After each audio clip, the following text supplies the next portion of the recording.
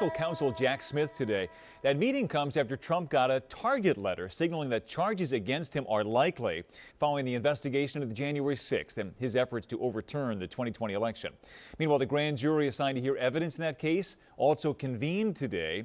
ABC's M. Wynn with the latest now from Washington.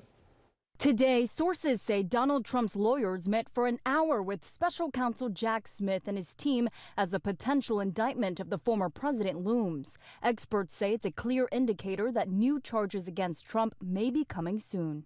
And happy Saturday and welcome to The Deal. I'm your host, Ed Clark. It is Saturday, July 29th, 2023. And we have been gone for a little while. And the reason why we were gone, it's not Val's fault this time. I had COVID again, unfortunately, and I was down for the count. But I'm back, not at 100%, but I feel good. And Val's here. Hey, Val. Hello, Ed. Glad to see you, buddy. Well, glad to see you too, Val. We've been gone for the whole month of July, and actually it probably worked out for the best. I mean, I think you needed some rest. I did too. We do a lot of stuff that people probably don't know about outside of the deal. And one of the things I do is a show called Connections that you started way back when, and I took over. So in the meantime, there are some episodes of Connections. If you want to get caught up on some stuff, we've had some really good guests on Connections in the last month or two. And we've been trying to bring on people to talk about entrepreneurship, money, relationships, all kind of stuff. So if you go out to the dealwithedclark.com, look up at the top, there's a link for Connections. If you click on that, you can get the past episodes of Connections. There's also a link on there for TDS Radio.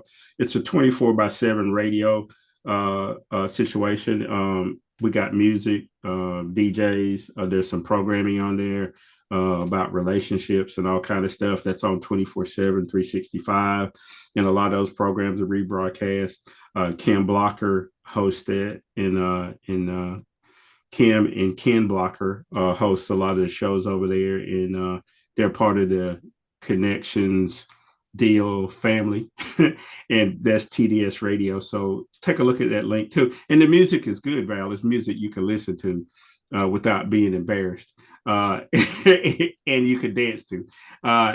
So if you want to take a look at that, then of course always think about subscribing to the deal.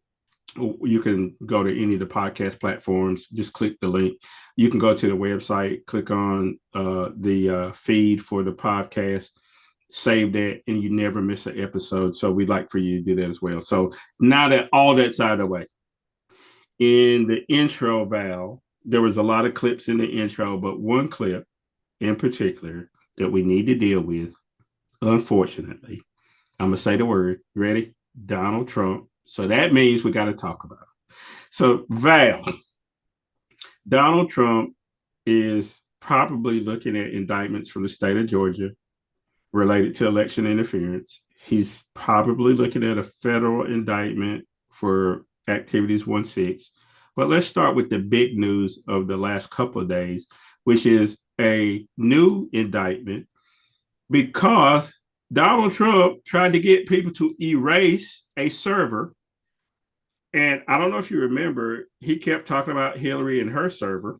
Yes. Email server, and she needed to be locked up.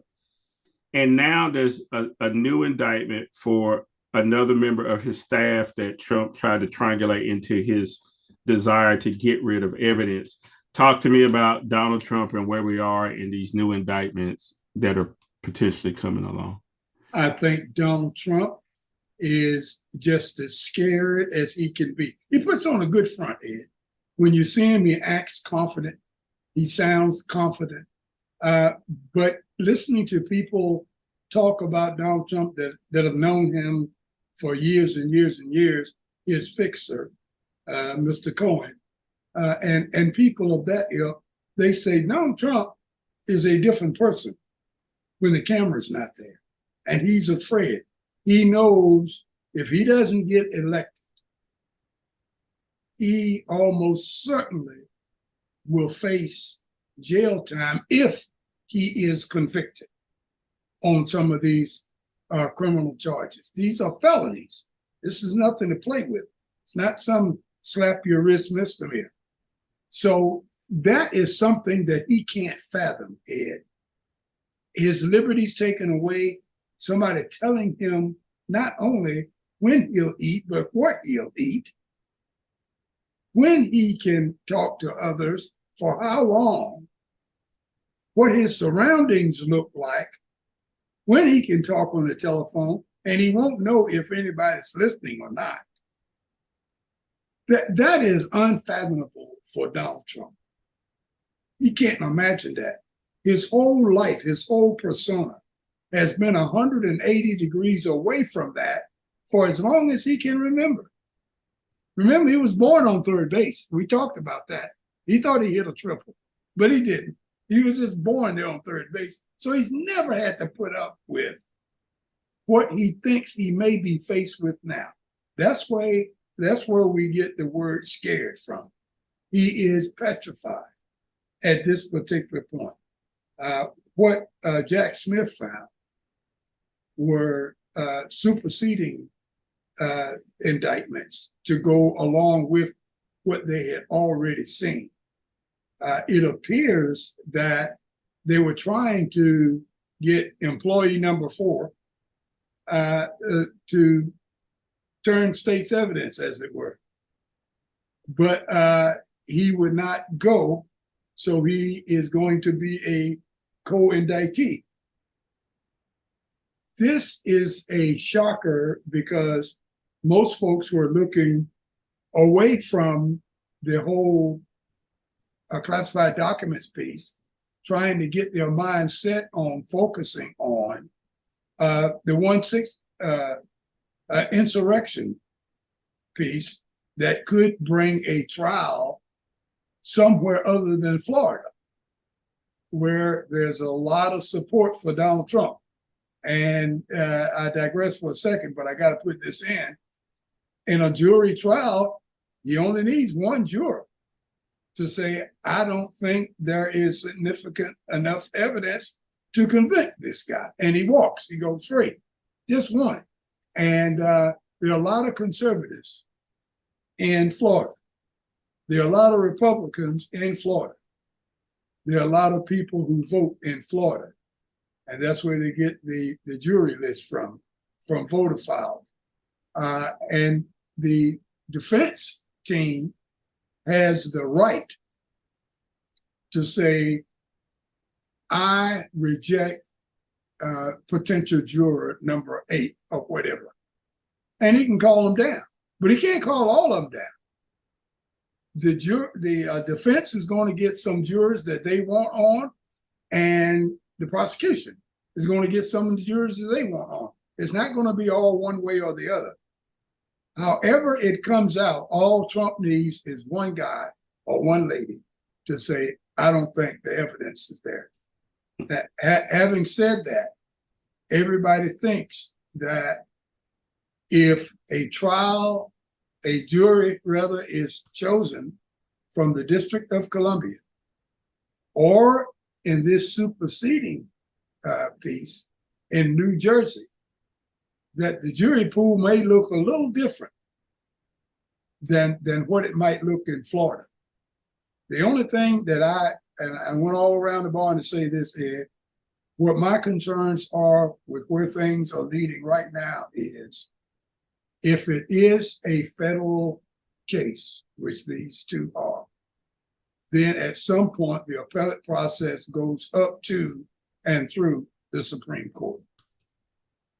And that's scary for me, because we have a 6-3 conservative Supreme Court.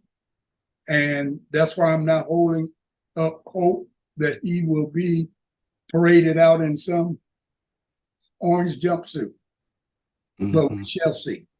Yeah. Well, I want to remind you, you're listening to The Deal. That's Val Atkinson, former professor of political science at North Carolina Central University, author, former radio talk show host, former military man. I want to talk about the military at some point today during this show, because there's this guy named Tommy Tuberville that's causing some consternation in the ranks of folks who are looking for promotion in the military.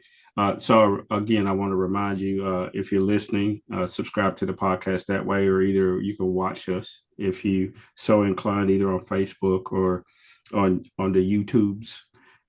We're there if you want to see Val's lovely face. Val, one of the things you mentioned is Donald Trump in his new travails over the documents case. There's a clip I want to talk about. This is Donald Trump on a radio show on Friday trying to say that, again, he can do whatever he wants to, and then we'll talk about it. Former President Trump on the attack tonight against prosecutors and those 3 new federal charges against him. They're trying to intimidate people so that people go out and make up lies about me because I did nothing wrong. In the new charges, the special counsel alleging Mr. Trump sought a cover-up to conceal classified documents at his Mar-a-Lago home by deleting surveillance video. Now charging a new defendant, Mar-a-Lago property manager Carlos de Oliveira, with 2 obstruction counts and with making false statements to the FBI. So Val, Donald Trump in this interview on Friday says to the radio host here that he didn't do anything wrong. If he wanted somebody to erase anything, he could have asked them to do it. It's his server. He was cooperative. He let them get the video. They ended up getting the video. That's irrespective of the fact that he tried to get the guy to erase it first. What?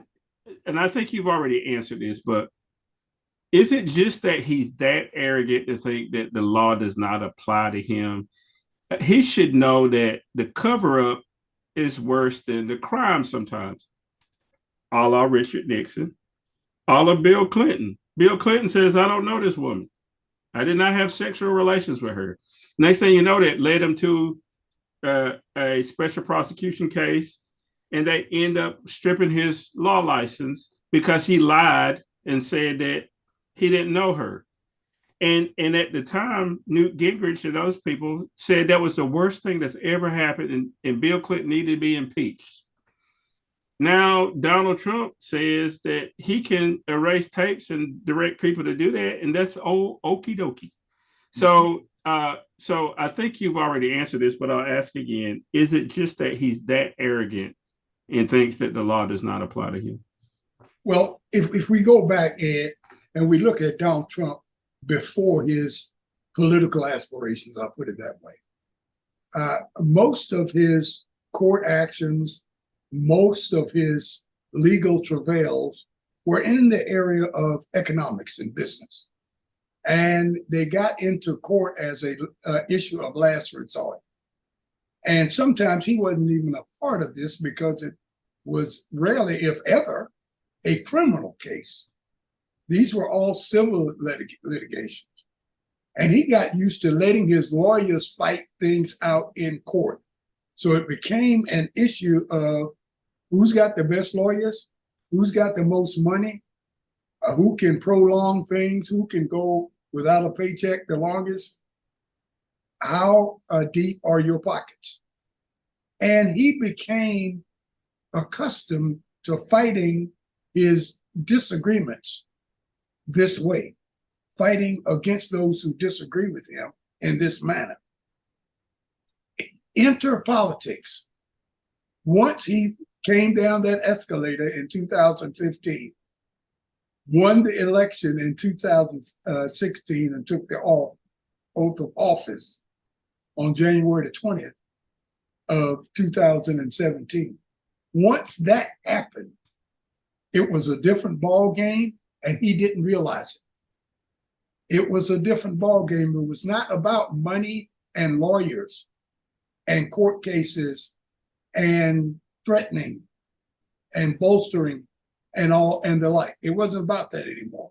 There were a set of laws, rules, process, procedures, protocol, and he did not care about that because he thought he was above all of it. And that's why his guardrails, they came up, but they were no good against this new system called politics. He had no experience in fighting things out in a public space, especially when it was not all about civil litigation. When you're talking about criminal acts and felons, it's a whole different ball game that needs to be played. And Donald Trump just was not ready for it. He was not ready to play this game. He was out of his league. He doesn't understand. He didn't understand when his lawyer said, hey, you can't talk about the judge in that way. He can hold you in contempt. And you can't accuse the prosecution of X. Hey, you can't tell the jurors that you're going to take care of them. All of those kinds of things, he didn't have to be told before. And now it's a new ball game, and everybody knows about it, especially his opposition. Before, his opposition was the litigant sitting across the aisle from him in the courtroom. Now his opposition is everybody that's got a D behind their name, meaning Democrat. The entire Democratic Party, anybody who's not a conservative, anybody who's not a Republican is his enemy. Even broadcast companies and literary companies and the like. He has never faced this kind of situation before. And he thought he was prepared for it, but he wasn't.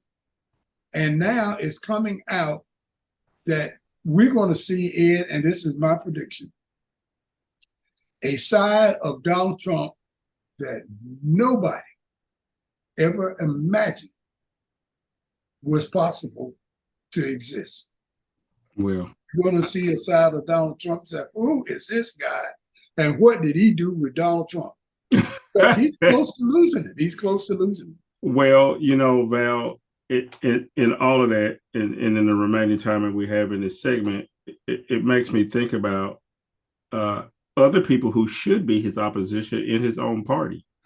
There's no Republican other than Chris Christie and Asa Hutchins who have been willing on the Republican side to say anything bad about Trump. Chris Christie is unapologetic in what he says. He said he was a failed president. He's a liar. You know, he should be criminally prosecuted for 1-6 and for the documents. He's also facing more troubles in New York, civil stuff with Michael Cohen. And we know he's already been found liable in the sexual assault case there in New York. And Chris Christie is the only one that's so vocal, other than the Republicans who've already left the party that spend their time on MSNBC, right? So if you were to watch Fox News, though, which I did Friday morning, Val, and I do this because I love you, so you don't have to do it.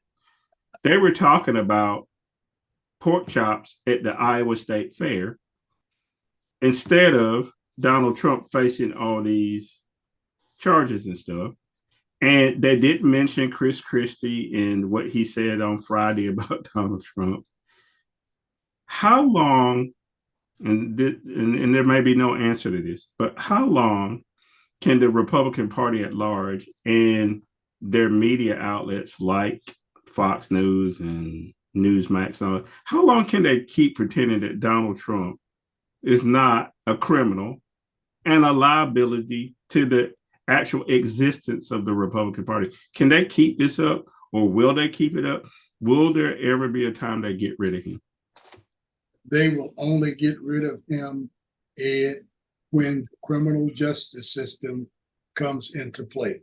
If he is convicted, if he is given a jail term and incarcerated, the Republican Party will cut him loose. There'll be a few hangers on, the old Tea Party, I call it, teabaggers. It'll be a few of those guys that's going to support him regardless. But the rank and file of the Republican Party will see this as this is their escape valve. This is their way of getting rid of the stink of Donald Trump. And they will cut him loose without question. They'll do that. Now, where they're going to make their mistake is they think that once they cut him loose, then everything will be fine in America. But that's not going to be the case. A lot of the stink that is on Donald Trump that rubbed off on the Republican Party is going to remain on the Republican Party for a while, even after Donald Trump has gone and left the party. Because Donald Trump is the type that if they can't save him, he doesn't need them. He'll start talking about them the same way he talked about Mike Pence and everybody else. You know, the Republican Party in Donald Trump's eyes would be lower than whale excrement, and that's mighty low. That's low. That's at the bottom of the ocean. So they're going to cut him loose, okay, and he's going to reach back and try to backhand them to have some kind of fight going on.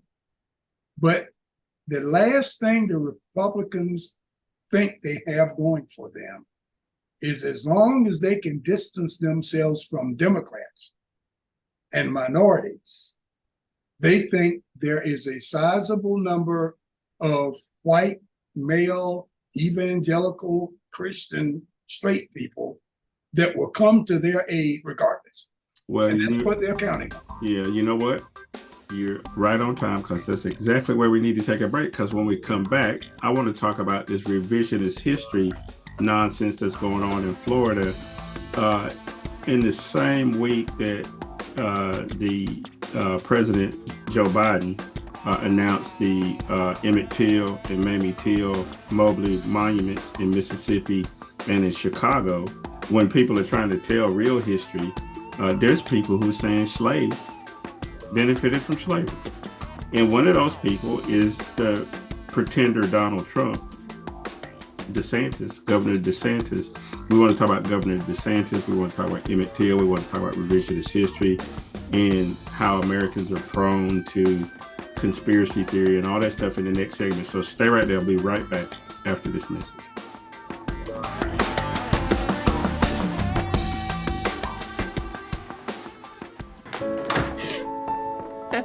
My baby's back from the West Coast. Here are those pictures that you asked for your school project? First day of school, cute as a button. So long ago. Oh, here's Grandma Florence after that flood wiped out the whole neighborhood. Sometimes I just cannot believe all the storms we've gone through here. I can only hope that we'll be able to leave this house to you one day, baby. You're our legacy. Planning for these disasters will make sure we're safe, and is the best way to protect that legacy. Ah, those beans smell heavenly. Give Mom a little credit. You know what? We should make an emergency communication plan. That way we're ready this year. Oh, Great idea. At my dorm, we have emergency kits for earthquakes and wildfires, but I'm sure there's something more local I can send you with the link. Okay. Smart. I'm coming to share with you guys. Protect your legacy. Plan for natural disasters today. Visit ready.gov/plan. Honor. You see, I was born in Mississippi. I spent my early years as a sharecropper and was focused upon filling up a 9-foot sack. Focused upon my quota, not making history, from the outhouse to the White House. From a time when we lived in fear to a time when President and Vice President gave us this great hope. Kept their promise by delivering. This is what America means to me. Promises made, promises kept. We turn now to the powerful and moving moment at the White House today on what would have been Emmett Till's 82nd birthday. President Biden signing a proclamation establishing national monuments honoring Emmett Till and his mother. And the president's message to those who want to change the way children are taught about painful parts of our country's history. Here's Mary Bruce. On what would have been Emmett Till's 82nd birthday, President Biden today establishing a new national monument to honor the teenager whose brutal murder in 1955 helped spark the civil rights movement. Insisting on an open casket for her murdered, and I might add, maimed and mutilated son. 14 years old. 14 years old. She said, let the people see what I've seen. Let the people see what I have seen. My God. People like Kamala Harris trying to perpetuate a hoax saying that these African American history scholars, many of whom were black, some of them who descended from slaves, are creating a curriculum saying it was good? Are you kidding me? Who believes such nonsense? And welcome back to our second segment of the deal. I'm your host, Ed Clark. That's Val Atkinson. And we're so happy to be back in the saddle, and we're trying to make sense of the world. And we started out talking about the unfortunate situation America's in that they elected a fool to be the 45th president, a fool who is not only a fool, but also a criminal. And Val, the good part about having our own podcast is we can say that with impunity and nobody's going to cancel us.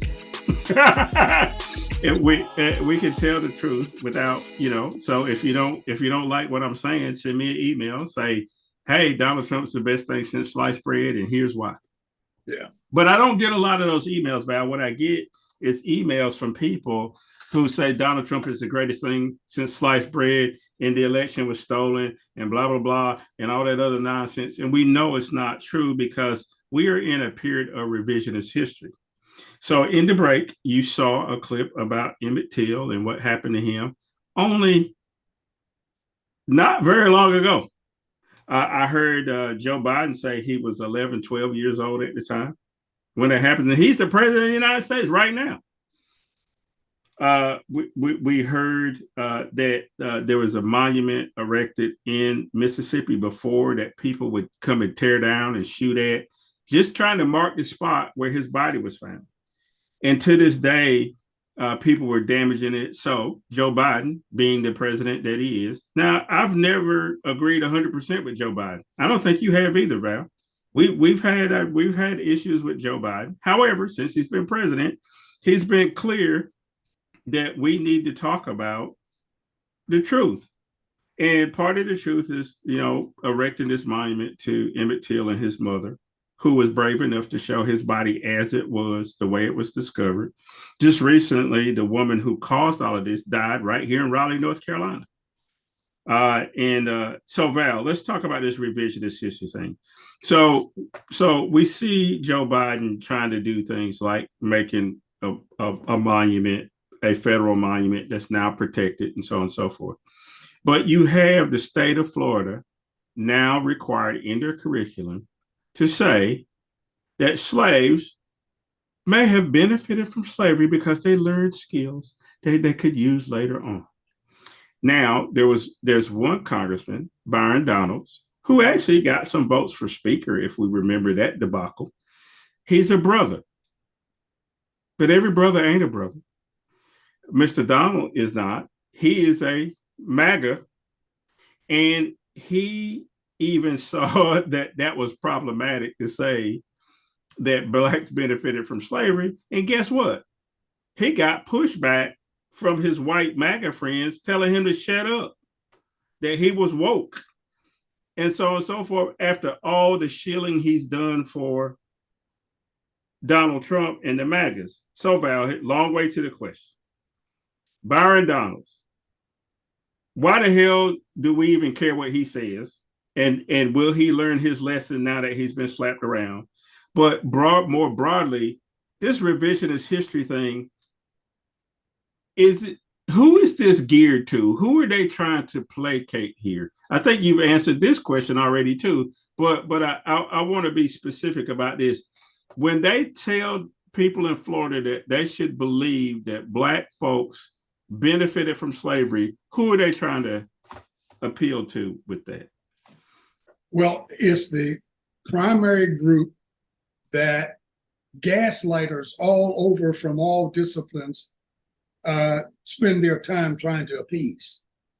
That is the average white family, the average white person, white folks in general.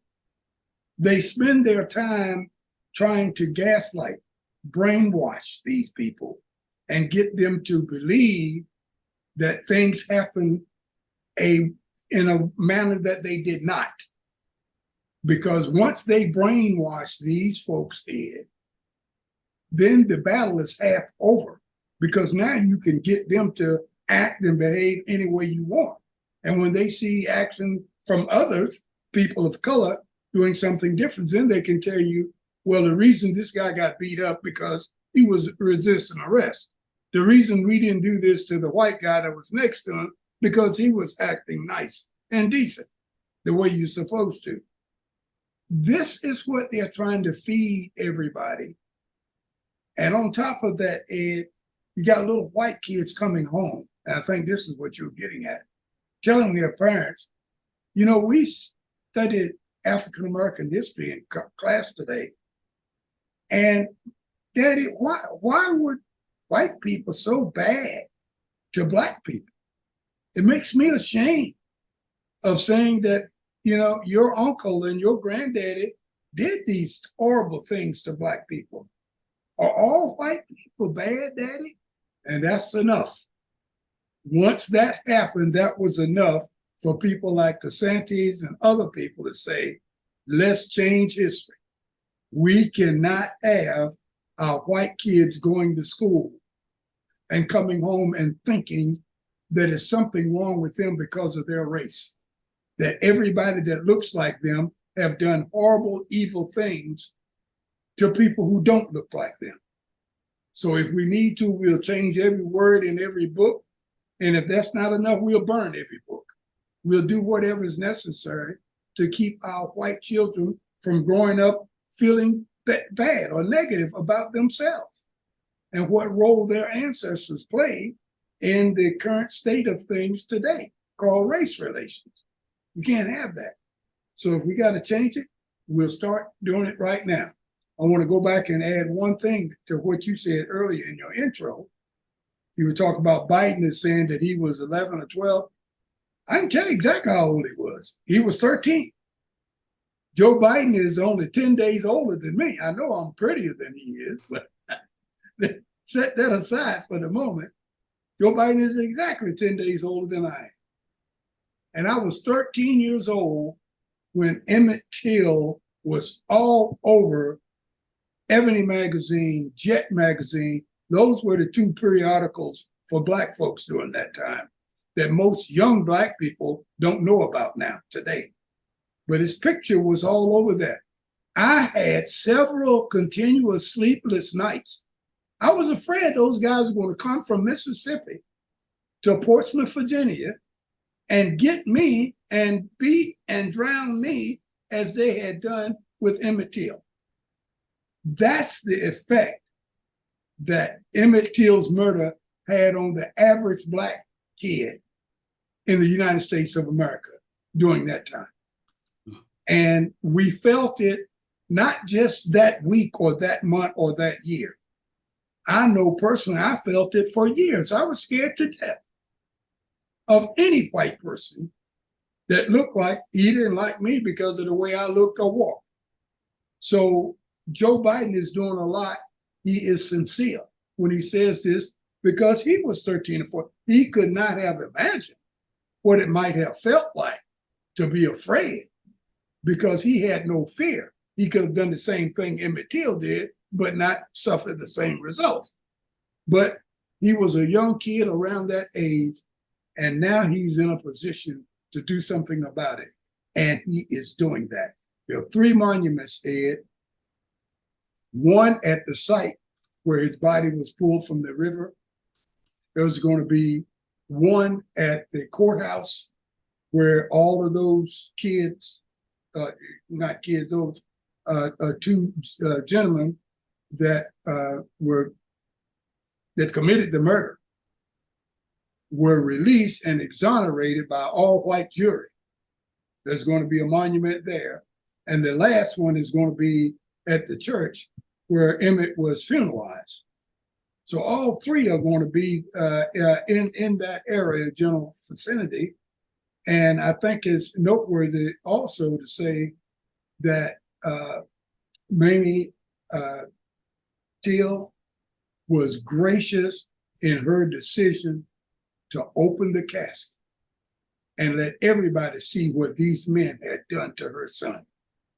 In most cases, that would have been a closed casket because he was in horrible shape in terms of, I couldn't look at it anymore. Most people couldn't. After they saw it the first time, they were afraid to look at it again. And she should be commended, and all of those involved, for what they did with this case. But to get on your first question about the whole business of changing history, instead of admitting what went down 60, 70 years ago and vowing never to let that happen again, and changing and helping out those who were harmed. They want to change history and to say it never happened that way, and ban the books that say it didn't happen that way. And if the American public allows this to go forth, then they get whatever they deserve, because it will not stand in the face of time. Truth crushed to the earth will rise again. And the United States of America as a country should not be a part of this, but it's a test for us. We're going to find out if the white America loves Western culture, Western civilization, and white supremacy so much that they will deny the truth. Yeah. We'll find out. Yeah, Val, it gives me a place to segue. It's related, though. Another thing that's anniversary of this week is the desegregation of the military. And one of the things that's going on right now is this guy named Tommy Tuberville, who is a racist jackass from Alabama, who used to be a football coach at Auburn University and other places in the South. And he's your archetypal Southern white football coach. He says, well, I coach plenty of black folk. I love black people.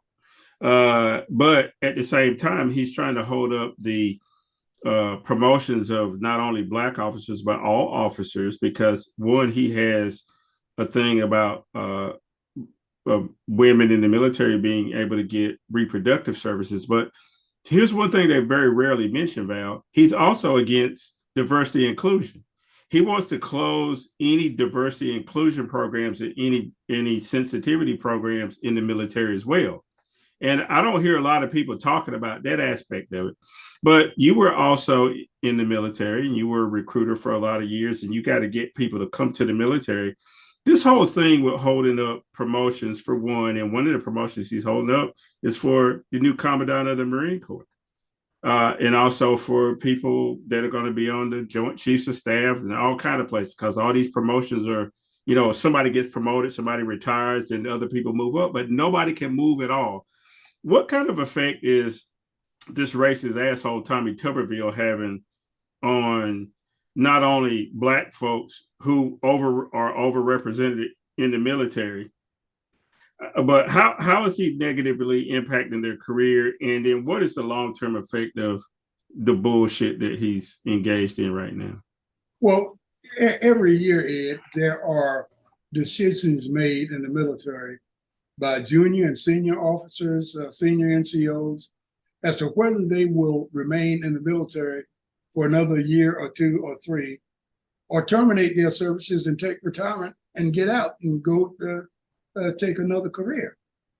And these kinds of things doesn't help, because some of our better officers, senior non-commissioned officers, junior officers, some of those guys are the ones who are making things go. They are the straw that stirs the drink. And without them, our military can't be at a readiness state as we try to be at all times. So what he's doing, whether he's trying to do this or not, Tuberville, he's forcing a lot of guys to make a decision to start a new career. I'm getting out. I can't wait any longer. I'm tired of doing this job and not being paid for it because I'm acting and I can't get promoted. This is hurting my career, because whenever he gets promoted, his time in grade starts on that day that he got promoted. That means that he's got to wait another 2 years or so before he can be eligible for something else. So you're hurting this guy in terms of his career progression. You're hurting his family in terms of their pocketbooks and the amount of money that they could be using to furnish their afterlife after the military. This is no good. For what? So he can show some evangelicals in his unit, in his state, that he's on their side about abortion and DEI and all of those kinds of things. It is unbelievable. Now, I save a little bit of anguish to spread out to the United States Senate, okay? Because if it were not for Senate Rule 22 and some other things, he wouldn't have a leg to stand on. He couldn't do all of these things that he's doing now. They would say, okay, let's just hold it for a vote. Majority wins, okay? And you go sit down somewhere, Mr. Tuberville. We won't worry about that. But we live with what we've got. There are a lot of things that need to be changed. And while we have the book open on Mr. Tuberville and abortion and the Dobbs-Jackson decision and DEI and all of those kind of things, maybe we can take a look at the U.S. Senate Rule 22 that allows all of these crazy things like this to continue to happen. Yeah. Well, we got a lot more to cover. Let's take a break, and when we come back, I want to finish up with talking a little bit about where do we go from here in terms of how do we combat some of this gaslighting that we're going through. But I also want to talk about how hot it is. It's hot as you know what. Yeah. And we want to talk about that because I think there's some implications of if the Republicans are allowed to stay in charge for much longer. They've been trying to tear apart the EPA. And then if somebody like Donald Trump gets back in office or DeSantis gets in office, they don't care how hot it is. And they act like we ain't got nothing to do with it. So stay right there. We'll be right back after this message.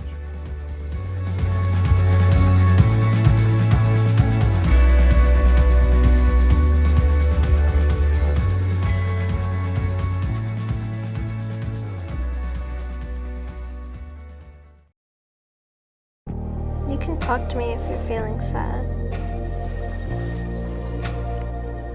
Thanks for hearing me out, bro. Whenever you need to talk, I'm here, okay? By now, even the hardiest among us may be reaching their limits. Not only is the crippling heat in many parts of the country not easing, it is in fact expanding. Let me walk you through it. The searing heat in the desert Southwest, where Phoenix continues its record streak of days reaching 110 or above, is expected to persist well into next week. The Gulf Coast and Mid-South now feeling it in a big way, too. The humidity making it feel as high as 120 in places. And Miami now in the 40th straight day with a heat index at 100 or above, as surface temperatures of 40% of global oceans are now considered to be in marine heat waves. The misery extending to southern Europe tonight, where highs have reached 118. And back here at home, 88 million people from California to Florida are under heat alerts. And welcome back to our third and final segment of the deal. I'm your host, Ed Clark. That's Val Atkinson. We've been talking about a lot of stuff. We've been having to catch up, Val. Start off with Donald Trump, his documents problem, and all his other cases in Georgia, Florida. Talk about a walking crime wave. That's, good googity boogity. We haven't even talked about Joe Biden's son, Hunter, and his mishap in court this week, and we'll save that for later. But I will say this, Val, and I think I need to say this. Most Democrats aren't sitting around saying, well, save Hunter under any conditions. Mm-hmm. You know what Democrats are saying? Well, if he did something, then he needs to pay the price. Yeah. Which is completely different than the Republicans who say, I don't care if Donald Trump killed my dog in my front yard and then sexually assaulted my wife and starved my children to death. God wants him to be president. Yeah. There's some people who I know there's a bit of an exaggeration, but it's not too far off. Mm-hmm. Because guess what? He sexually assaulted somebody's wife. Yeah. He maybe didn't kill somebody's dog, but he probably would if he could. Yeah, he's done much worse than kill a dog. You know what I'm saying? So I'll leave it there. We'll talk about Hunter Biden at some other point. But in the break, Val, on the way back in, you saw a clip of the news from sunny Phoenix, Arizona, where it's been 110, 115 every day for weeks on end. And it's also been the hottest month on record, period. It is hot. It is hot. It's uncomfortable. It leads to all kind of stuff. We had a tornado here in central North Carolina a couple of weeks ago. And again, it's because of the weather patterns, and it tore up a Pfizer plant over in eastern North Carolina and damaged a lot of homes. I don't want to minimize the fact that people lost homes, but all over the country, there's bad weather. That's the effect of this global warming and this heat wave, Val. And one of the things we don't do, I think, is talk about global warming in the environment in a way that sort of brings enough people into it so they know that this does impact them. Here's your question. You know, you've always tried to impart information to people, and your delivery is good, and people, you know, can get what you're saying. Is it, and I'm talking about Black folks, because last time I looked, you colored, I'm colored. I don't see a lot of us talking about those kind of issues, and not, you know, not enough of them talk about it either, frankly, in my opinion. But our audience mainly skews to Black people, so I'll put the question out there: what are we missing in trying to convey that this is important across the board, regardless of what color you are or where you live? That this heat wave is real, and that global warming is real, and that it's as important as a lot of other issues. What are we missing, and what do we need to do a better job at communicating it? Well, we're fighting one heck of a foe here, Ed. And the foe that we're fighting against is called capitalism. And in fighting against capitalism, it's like fighting against the air we breathe. It's like trying to convince a fish about the concept of being wet. What does that mean? It's almost as though you can't do it, because every time you turn around, any solution that you may have to this problem that we're talking about, global warming, somebody is going to eventually say, well, what is that going to do to the economy? And how are we going to afford to do this? And how many people are going to lose their jobs? You know, the last time I checked, when you're talking about the earth burning up because of some heat wave, I don't know if you can buy your way out of that. The amount or the size of your bank account will not matter once we get to the point that streets are too hot to walk on. You can't even go to the water, to the beach, because it's too hot. You better have air conditioning, or people, the youngest of us and the oldest of us, won't be able to survive that. Healthcare services may be hampered. I don't think the average person, be Black, white, spotted, or dotted head, I don't think that they really understand the real downside of global warming, or at least believe that it could be upon us already.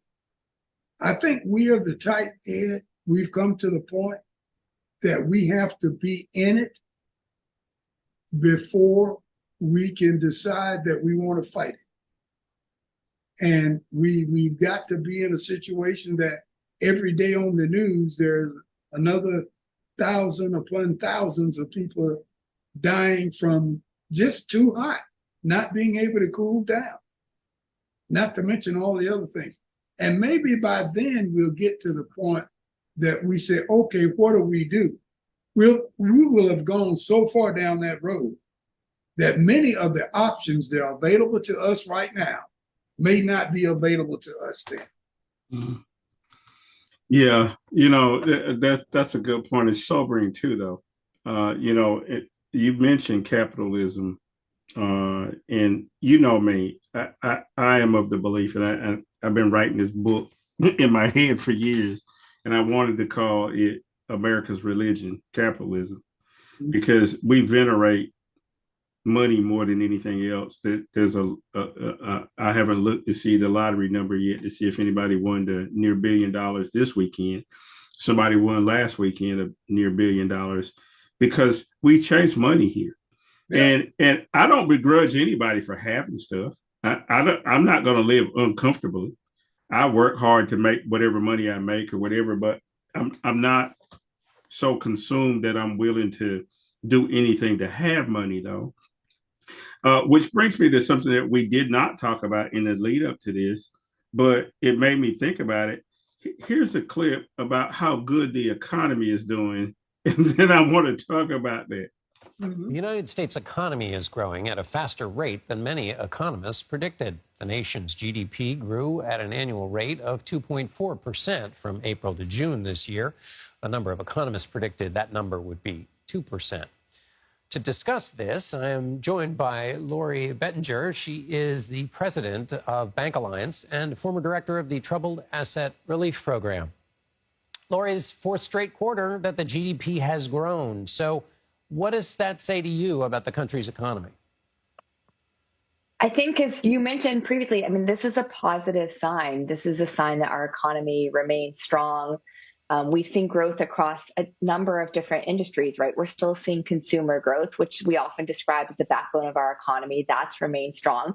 If you look in that, you see a lot of spending on services, which is very consistent with what we've been talking about in the job market, that, even though, it feels like we're fairly far from the shutdowns, we still see people spending on things like concert tours and vacations and experiences. We see businesses investing. So businesses are confident, they're growing. And we saw increased spending from local and state government. So really across different parts, we saw, a lot of growth in the economy in these figures that were released today. Federal Reserve Chair Jerome Powell said Wednesday that the central bank is no longer expecting a recession. Does that seem right to you?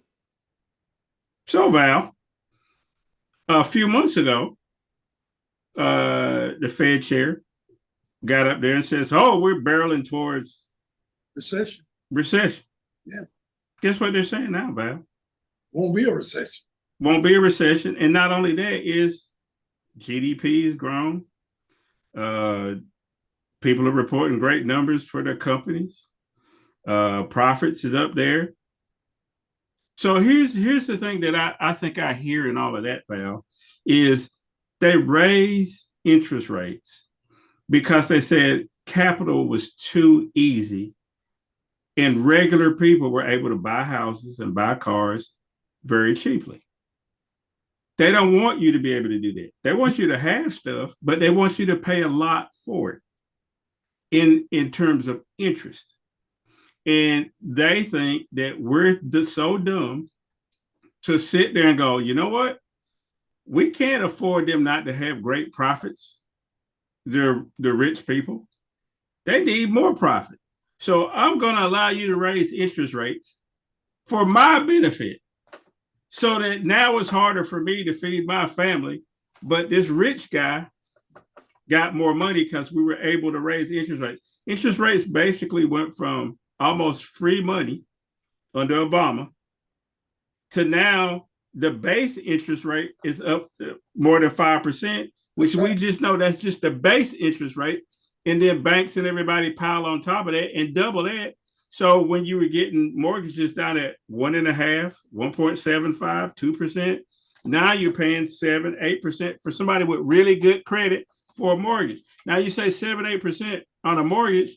That's not bad, because at a time, there was times when people paid 20% for mortgages, but houses only cost $50,000. Yeah. A median house now, median house price in the United States is $375,000. And at 7%, that means over the life of that loan, you're paying close to $2 million for that $300,000 house. And since we don't teach people basic economics in school, we also don't teach them civics to let them know that the Fed is not really the Fed. The Fed is some guys sitting around deciding stuff, and they're not the government. Val, when are we going to get people to learn that capitalism, you can run in an environment that's capitalistic, right? Where I make something, I sell it to you, whatever. But what about this whole part of usury, which is overcharging people for money, for borrowing? Now, Judaism is against the law. To Islam is against Islam to do usury, to overcharge somebody interest. And supposedly in Christianity, it's the same thing. You're not supposed to do that. But we're completely driven by supposedly Christianity and capitalism. How is it possible that we still believe that rich people getting richer is good for us? I said it in the beginning. We are captured by capitalism. And if you'll excuse me just 1 second, Ed, I'm always a second away from a book. And what does that say there? Can democracy survive global capitalism? Can Democracy Survive Global Capitalism by Robert Kuttner. One heck of a book. And he talks about how capitalism is like a virus and it's a disease. And once it touches you in the least way, you are consumed by it. Who would have thought, Ed, 70, 80 years ago, that they would be day trading in Beijing and Moscow? Who would have thought it? No, you can't imagine these kind of things. And now, I don't want to go too deep here because it's a whole nother show. We understand, I don't agree, but I understand how Putin got so afraid of what was going on in Kiev in Ukraine, because he knew they were becoming westernized. How Chairman Xi, President Xi, is concerned about what's going on in Taiwan right off of his shore, because they want capitalism. They want global capitalism. There are only a few countries in the world that really applaud when a country is going from any economic system over to capitalism, and that is the UK, France, and the United States of America. Those three countries within themselves profit more than anybody else on global naked capitalism, and is pushing everything else. All decisions about everything have to go through that virus of capitalism. And we're going to have to take a look at it. I'm the last one to say get rid of capitalism. No, no, no. Modify it. Let's tweak it a little bit so it doesn't get in the way of things like global warming, so it doesn't get anything in the way of things like DEI, so it doesn't get in the way of things of just plain old justice and freedom and equality for everybody and everything. Capitalism is not a religion. It's not something that we all have to sign up for. It's something that we've chosen because of greed. That's the end of my sermon for today. Well, that's a mouthful, but it's true. And like I said, I've been adamant about it for a long time, Val, that, you know, it's kept us in this perpetual state of zero sum, where we say that everybody can't benefit, only I can benefit. I got to hold somebody down. You know, that's why we have a police force that polices certain people and not others. That's why we have all kind of ills within this country that we can't deal with. You know, we talked about, like I said, the impending travails of Donald Trump, more travails of Donald Trump, maybe sometime by Monday.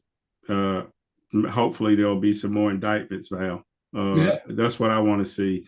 In the meantime, as I always ask you, anything you're working on, anything you want to tell us, anything you got a good, bad, ugly? Well, not working on so much as something that just happened to me a couple of nights ago. I was a part of a new event and folks are going to be hearing about this. It's called the Leadership and Legacy event. And the 2023 edition, as it were, was held at the City Club Raleigh. And we had, I think it's 5 honorees, and it was hosted, of course, by Sherelle Adams, your co-host on Connections. And it was fantastic. The purpose was educational in terms of the proceeds going toward building a library for kids. It brought the community together. Dr. Dillard, president from over at Shaw University, played a major role in the whole process there. And you're going to be seeing and hearing more about this thing that happened last week on Wednesday, I think it was, Thursday. And next year should be much more lucrative and impactful than this year. But I really enjoyed that. I was honored to be a part of it. And I just want to take this opportunity to thank everybody involved in that. It was a great event. It was. They actually let me in the building, so I felt honored to be there, and I was very proud to see Val go up and get his award, along with people like Lavelle Moulton, who's the basketball coach at North Carolina Central University, who has an incredible story of growing up with little means, and now he spends as much time giving back to the community as he does coaching basketball. But he's also a coach. Zach Hawkins, who now is a legislature in the state of North Carolina, and a lot of people like that. So hats off to Val for that, and I'm glad you brought that up. Look, folks, we've wasted an hour of your time. All we need for you to do is make sure you continue to follow the page, tell people about the deal. We work really hard. You don't know how much goes into what Val and I do, and we do it for free. We do it because you can't turn on, even though MSNBC may be slanted to the left, it's not going to say what we're going to say. There's very few outlets that are going to spend the amount of time doing the research and stuff to put on a program. If you want to support us in any kind of way, you certainly can. I'm not going to turn it down, but the biggest support is to tell people about the program, watch, send the link out to other people, and be involved. Continue to send me emails, good, bad, ugly, and I get plenty of ugly ones, about what we talk about. Give us ideas of what we talk about. We have guests on from time to time, and a lot of times the only reason why we don't is it takes a lot to produce this show. So, but we'll do better about that. In the meantime, this is what I need for you to do. Go out and do something good for somebody today. We really mean that. And then come back with us next week for another edition of The Deal, and catch us anytime online at thedealwithedclark.com. And we'll see you next time.